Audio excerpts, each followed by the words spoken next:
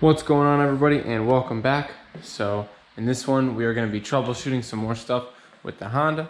I have been working on flow testing injectors for the turbo truck project, but at the same time I figured I might as well flow the injectors for the Honda. And upon flowing the injectors for the Honda, I found out that I do in fact have some issues, which I suspected, but I didn't really have a good way to test. The way I have the injectors set up in the rail, they're not really locked in, and I couldn't really pull them out and power them up just to see if they would drip. But in this sort of setting here with my new fuel testing rig, I have the capability to power these injectors up and flow them into these graduated cylinders. And if you guys haven't seen my other videos on flow testing injectors, I do have a few if you're interested, but basically these are LS truck injectors, and they come out of pickup trucks such as this Avalanche and that Tahoe over there, the step side in between it, and the orange truck over there. All these have the same injectors, same part numbers, whether it's a 4.8, a 5.3, or a 6 liter, all the same, maybe even 6.2. But anyway, these injectors here, as long as they're non-flex fuel, will flow around 800 cc's. I think the flex fuel flow somewhere maybe around 1,000. They're 900 or 1,000 for the flex fuel injectors, and that is a different part number, but I don't necessarily need those for either vehicle. That's if you really need 1,000 cc's. 800 cc's is plenty for me on the Honda, and it's also plenty on the truck. It's perfect budget injector, and they fit in the Honda with some modifications. You guys can see I have these O-rings here, and these are the injectors that came right out of the Honda. I modified the top ring. These are what I had in there prior to fit it in the Honda rail, but I threw some GM O-rings on it, just like this guy here, to get it in this rail to test it.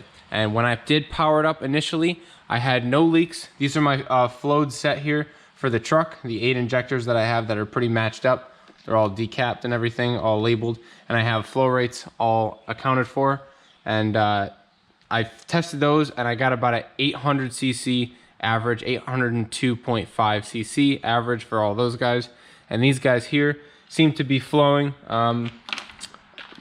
rather unevenly. I have a low flowing one here, semi-high flowing one here, but this number 14 injector, which is this guy right here, he is the one that's been leaking on me. So when I power up the rail, turn it on and turn it off, it seems like he drips a few times. So he is definitely hanging up and sticking. The spray pattern on this one is pretty bad, so I'm going to show you guys that. I'm going to run these guys once more, and I'm going to show you the bad spray pattern on this. It kind of shoots sideways. And this one here, he leaks. If I can show you, I will. I might not be able to get it on camera, but I have seen it dripping physically. So this one is not going to be used. This one is also not going to be used. That leaves these two guys, which seem to flow pretty well. 16 and 17, they flow 192 and 202, which will be multiplied by 4 to give me just over 800 on this one, and right around, 800 on this one, right in the 790s probably. So that's pretty good right there, but we're going to see how everything else goes.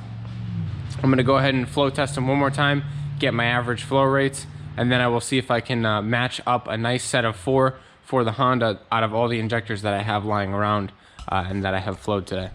So this guy, you can see there is a small drip here that has not yet dripped, and I actually physically saw it. I missed getting it with the camera, but it did drip for me again. So I visibly can see this dripping, and it is a high flowing injector, so it does splash up by the top here.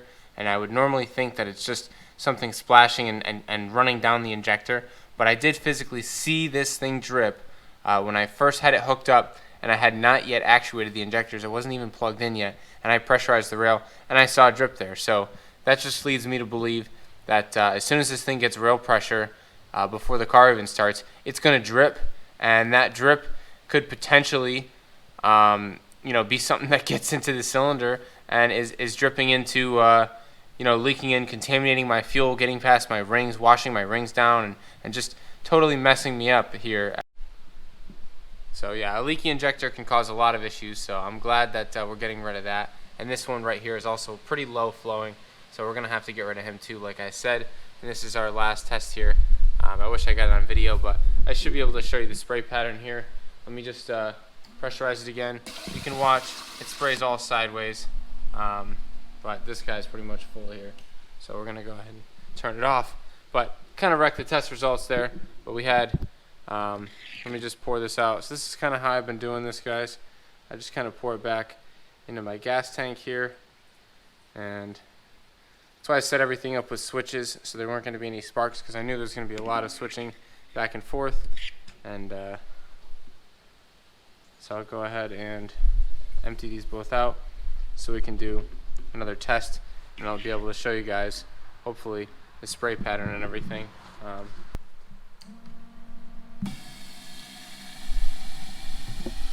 You can see the spray pattern is all sideways on this one here. It's looking really jacked up, and on this one it looks better, but that one is flowing kind of high. You can see it's almost coming out there. And we turn them off right around 15 seconds, and you can see this guy, he's got a drip there and he's hanging out, and that drip looks like he's about to drip. And so the point I wanted to make was, my GoPro keeps dying on me, but you'll see it drip pretty soon, is this drip right here. He is super important, because when he drips like that, that's just showing us that this guy is leaking. And the point of that is, you know, when you are running this injector like we do on these Hondas, the Hondas, they don't need a lot of fuel at idle. It's a 4-cylinder, and you have huge injectors on here, and you're using fractions of you know, duty cycle here. You have like 1% duty cycle or less or more. It's really hard to get that minute amount of spritzing, and if you have a big drop of fuel that comes out of here, that's just going to lead to you know, a misfire or some sort of fueling issue that's showing up on your wideband, and it's going to ruin your reading. So basically, you don't want to have a leak. That's going to be bad, even though this guy does flow relatively high. Then we got like 210 on here, and we've got let's see, 155, 60, 65, almost 170 on here, 170 on this one. So that's our low guy, and so we're gonna throw that down as our data here. But yeah, that's just what I wanted to show you guys. Is the spray pattern in this one was jacked up and it's low flowing, so this one's definitely a no-go.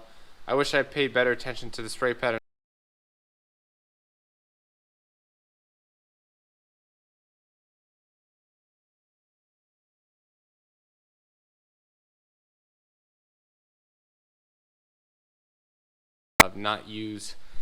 Don't use, and this one too here, because he's obviously flowing really high and he's leaky. So these two guys are going to go by the wayside, and we'll find a better fit for them. So I did some swapping around and some number crunching, and I have all my injectors up here for the truck that are all together, and I ended up swapping out the injectors down here. I'm about to re-O-ring everything up, put some new ones on. I got a couple of stretched out ones here that were on there, and I'm going to put 4 new ones on the bottom here, and put a little bit of grease on there to get them back into the rail. And I got I'm going to get new ones to put on top here. Every time I take these out, I change the O-rings, because I don't necessarily have fuel safe O-rings, and when fuel gets on them, they start to deteriorate. So I make sure I put new ones on every time. And you know, I haven't really had any leaks yet, so it seems like we're doing okay. But yeah, I'm going to go ahead and get these guys all set up. These 4 are my injectors. They flow 784, 789, 785, and 781. And those are the 4 that I'm going to put in the Honda. They're a little bit lower flowing than the rest of them, but as far as I remember, they all had pretty good spray patterns, and they're way better than what was in there. I don't necessarily need them to flow that high, because I'm not running E85, and I'm not using a ton of fuel. So I think this will be even better, because they should have a little bit more, hopefully, control down in the lower end range, being a smaller injector, and I should maybe get a smoother idle with less of this variance here, because I did have this one guy that was 845. He was flowing a lot, and he was leaking at idle probably with those low percentages. And I had this low flowing guy at 689. So that's pretty low there. Hopefully we didn't melt anything or do any damage in the time I had that thing on there. And that just goes to show you guys that you should test your injectors. You know, I just kind of wung it, like, you know, I figured it would be fine. And I said, you know, they were in this truck and they ran forever. They had to have been fine in that truck. But I think the case is that once you decap them, the variance is they come out more. When they're capped, they don't really show up as much, because they got to squirt through those little holes and they flow so little. When you really unleash them, there can be big variances, and you really want to make sure that you flow your injectors or pay somebody to have them flowed. The only problem with these injectors are, once you go and pay someone to have these LS injectors flowed, it really makes them cost money. You're going to pay probably $100 or $200 to have somebody flow these injectors for you, and that's like eating into the budget of injectors. I spent a good amount of money making this flow rig, and I wonder if that was even worth it. Maybe I should have just paid somebody to have them flowed, but then you might as well just buy nice injectors. So, you know, I feel like now that I made this rig, I can always flow test my own injectors, and anytime I ever need them or need to help somebody with them, I can do that. So it's pretty cool that I have it, and you know, there's no shortage of LS injectors there in the junkyard. You know, you can always find them, and I just think I could probably even make better sets here, but I think I have a good enough handle on things to make a couple nice sets, one set of 8 and one set of 4, and I have 5 spares that are you know, not so nice actually. It works out pretty good. I got rid of all the ones I wanted to and kept all the ones that I actually wanted to. So over here I'll show you guys. We got the ones for the truck, and they total out to 76.69 pounds an hour, and the average is 805 cc's. And then the ones for the Honda, they're a little bit lower. They're 74 pounds an hour, 74.7, and we got 784.75. So basically 785 cc's. So we have slight difference, slight variance from those, but it should be fine as long as they're all even with each other. I may have to adjust the tune a little bit, but I think, like I said, that having the smaller injector might be good in this car because it doesn't necessarily need all that injector. So should be good. I'm gonna go ahead and get these put back in the car, fire it up, and see if it still misfires. I bet it probably will, just because this car loves to fight me, but hopefully we do fix some of our issues that we were having. I did forget to mention, and I totally forgot about it, to be honest, when trying to put these in, basically they don't go into the Honda fuel rail without a little bit of modification. So I had to grind down this top section here, whereas you have a stock one here. You can see that top is nice and big. It fits in the GM fuel rail really nice, but in the Honda rail, it's a little bit smaller diameter. So in order to get this in there with a smaller O-ring, obviously you can't use the stock LS O-ring. I used the smaller ones. I think these are actually the stock ones off of the Honda fuel injectors that came on the car. So I figured that would be the best to use. It fits around here, but what you have to do first is take it to a bench grinder, kind of grind the edges. Then I try to get all the burrs off with my fingers, and then I slide this O-ring back on, and I have a smaller O-ring underneath here to space this one up towards the top. And as long as the O-ring sticks out further than the metal, you can tell that it's going to fit. So this should now fit, and I keep this little piece in there so I don't get any metal in there. I'll pull that out, and now this guy's ready to insert, and he should be ready to go. Now I got all 4 injectors all ground down, and they actually fit. So I forgot that I had to do that, but even the one that I swapped over, and I'm going to use that on the truck, it should be fine on the truck, just because the O-ring is big enough and it's not going to slide off if everything's clamped. So I'm not really too worried about that. But yeah, that's the one last step here. So I'm going to go ahead and install this last guy and tighten the fuel rail back down, fire it up, and see how it idles. Alright, it's filming now. See if we can get a little first gear pull here.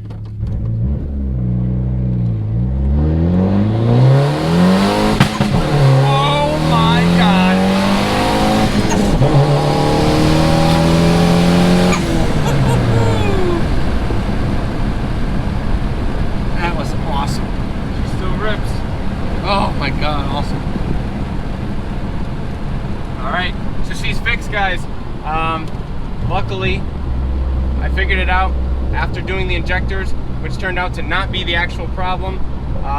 It ended up being the main ignition wire that went from that coil that I thought I had a problem with to the distributor. And so that's what ended up being the problem. And once I swapped that one out, which is actually the new one, I must have destroyed it when trying to change the coil. I swapped to the old one, and now I get no breakups. So based on that, I actually had to revert to the old tune, and what happened was I couldn't figure out what the issue was, and eventually I ended up going back to the old tune. Didn't make a difference, and it ended up being that coil wire. So now no matter what, if I put it in third, I punch it,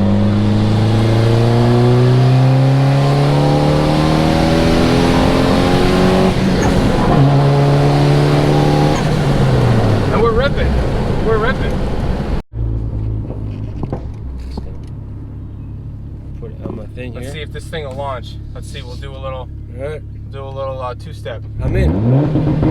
Oh! Oh, we broke something.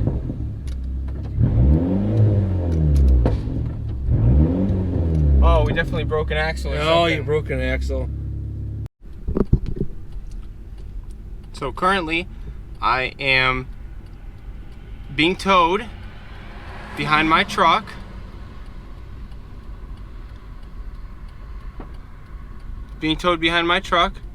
Trying to be conscious of the brakes, trying to stay on the brakes as we're coming down the hill here, and you know, trying not to slam into him. It's going okay. Just gotta make sure that I stop at the same rate as him.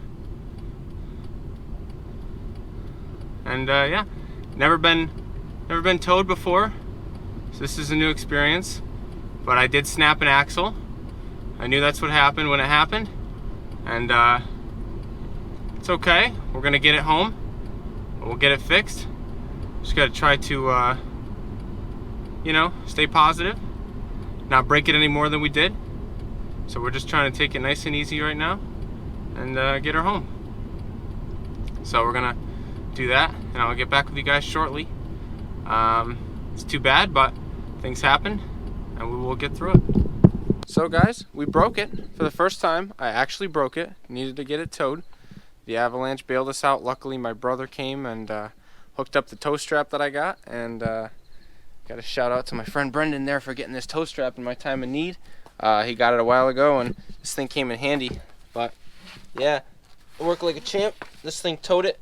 I put it on the axle so that it wouldn't be too high and rip off my car, but seems like everything's good now, and hopefully I didn't do any damage on the pulling it back. I think we're gonna be okay. But yeah, definitely snapped the driver's side axle. It's dangling in there, slapping around. So I'll show you guys the damage at a later date. I'll probably tear it down maybe soon. But yeah, that's unfortunate, but we'll get that fixed up. I gotta get this thing put in the jog. Alright guys, so unfortunately last night did not go as planned. I was out there doing some rips. As you probably saw from the footage, I'm sure I'll have the clips in here, and I got the idea in my head that I was going to do a launch, which I haven't done on these new tires, and I totally just destroyed my axle. I'll cut right to the chase. Obviously, I think you guys knew. I said it there, and I was correct. The driver's side axle is totally snapped off inside, so I want to try to get it apart. I ended up towing it home with the avalanche. Brother was driving the avalanche, had our tow strap, and he towed me all the way home, and the car got back pretty unscathed except for some stress cracks on the lip. So pretty tragic, honestly. Yeah, the lip's all beat up here, stress cracked over here and here. It was, you know, it was pulled up a lot by that tow rope, so it definitely cracked it all up. You guys probably can't see it on camera, and you really, I don't know, you can kind of see it from here. I guess when it's sunny out, you'll probably be able to see it in the light, but it's one of those things where it is what it is, guys, you know. I messed up, made a boo-boo, and now I'm going to pay for it. But shouldn't have launched it. I don't know if I'll ever do that again, to be honest. It's kind of scary because, you know, you never know when you could just blow the thing up, and it's an open diff, so I was totally stuck. And I had to get towed back by the avalanche. Luckily, I wasn't too far. 1.7 miles. Took me like 45 minutes driving behind him, really close, and we made it home. But yeah, so I got a new axle coming for me, just from Auto Parts Plus or whatever. El Cheapo, super cheap axle, but I don't care. It's got a 1-year warranty, so yeah, maybe I will try to do another launch after the year is almost up. See if we can get another axle. But for right now, I'm gonna get this thing jacked up, get the wheel off, and I don't know, zip that axle nut off. Once I get the axle nut from work, axle nut socket set from work. But for right now, I'm just gonna take the wheel off, and yeah, she's definitely snapped off, guys. I'll show you. I'll look under the car here.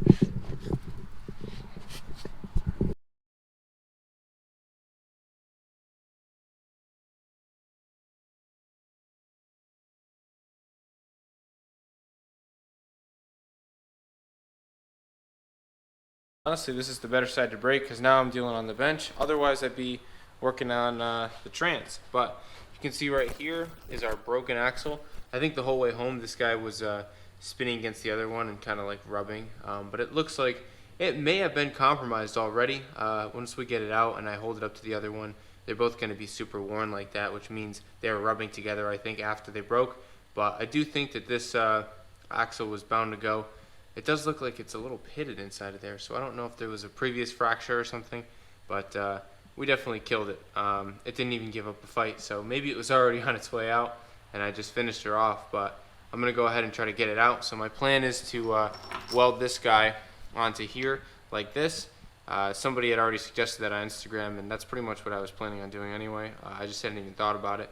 But yeah, obviously this is the best way to do it, so I'm going to try to weld this on there nice and hot. And then tomorrow while I'm at work, I'm going to try to slide hammer it off. I got a better slide hammer at work, so I'm going to go ahead and do that and see if I can yank that out.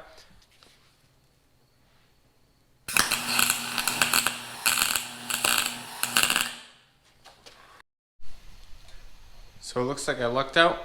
I was able to get it out just by clamping onto it with this. I had a nut on the end of this after I welded it, and I whacked it with a hammer, came right out. GoPro battery's dying, so I'll be quick. But I got a little slag on here, so I took out the snap ring, and I'm going to try to get this bearing off so I can grind this down nice and flat here. I got my new axle over here.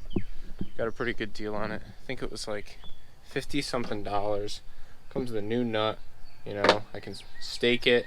Yeah, I don't know. Can't beat it. 60-something bucks. It's not OE, but I'm going to try it. There's a 1-year warranty on it too, so we'll see. It is a one for ABS, which I don't know if that's going to matter. They didn't ask me, and it ended up having an ABS ring, so I don't think it'll hit on anything. I'm pretty sure that these Odyssey knuckles are actually from a unit with ABS, if I remember correctly. So they did have the provisions for the ABS reluctor ring. So it is what it is. Should fit, should be fine. Anyway, I'm going to go ahead and try to stuff this guy in there tonight, and then I'll be ready to drive this thing again, thankfully. So I'm going to try to do that, and then we'll give it a nice wash, and that's the plan for tonight. This is all put back together. I put the half shaft back in. Put the new axle in. I staked the axle nut. Only thing I got to do is find a cotter pin for this, which I have, and stuff that in there, and then we should be good to go. I'm just going to go ahead and put the wheel back on now, and we are in business. Put it back on the ground and take it for a rip, I think, and paint it or something like that. So pretty excited, and definitely just want this thing back on the road, so I'll update you guys in a minute. So guys, I just took this thing for a rip, and it works like a champ. Axle's great. I didn't have a vibration or any issues. It's just like it was before. So I'm pretty happy with the result. Auto Parts Plus axle worked out great. So just gonna check on my inner fender here and make sure it's not falling out. And you know, that's that. Anyway, I'm happy. The car is back on the road, and you know, ready to conquer some more launches. Just kidding, no more launches. But yeah, we're good. It's running better than it ever has. I think switching out that leaky injector was really important. I think that leaky injector was causing a lot of those pops and bangs, the random misses at idle. It seems like now that we got a good set of injectors in there, it's not misfiring at all. So that's awesome. I really couldn't get it to stop misfiring before, and I wasn't sure how it was going to turn out. And I had it running really good on that rip there, and then I broke it. So I haven't really been able to sit around it and listen to it idle yet. So this is that idle. So I got the ignition problem fixed, the injector problem fixed. It's never run this good, guys. It's awesome. So look out. This thing's ready.